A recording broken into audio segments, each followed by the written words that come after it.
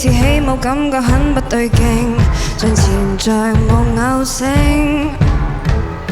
為期望而立正假裝給反應，人生有既定和使命，心底渴求清醒，幻劣的天性容易超出場景，還是坐定，連神情和藝術性都講統一性。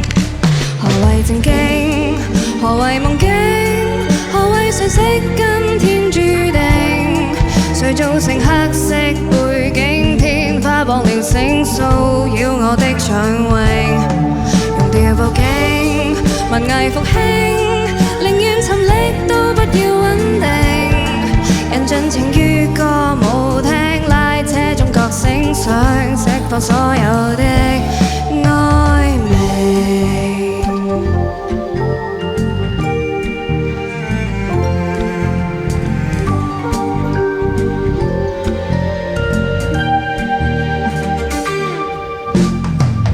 非客觀性，所以很不理性，任台下肆意論聲。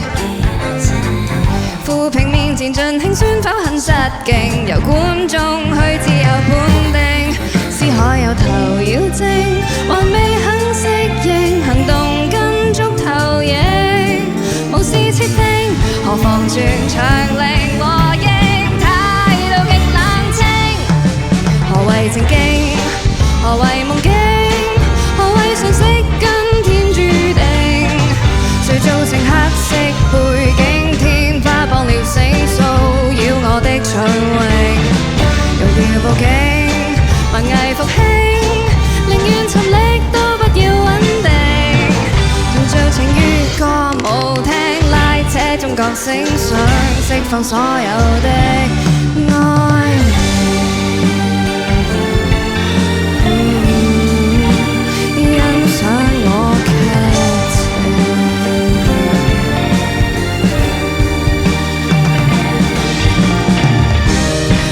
未強求豐功偉績，迎合世人一般見識，庸俗也由得我去演繹。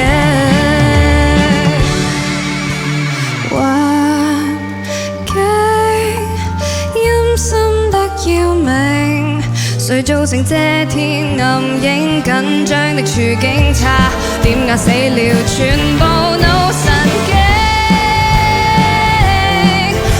程式跟操作指令，人盡情公開眼睛，沙啞開了聲，想釋放所有的輕微。誰需要掉色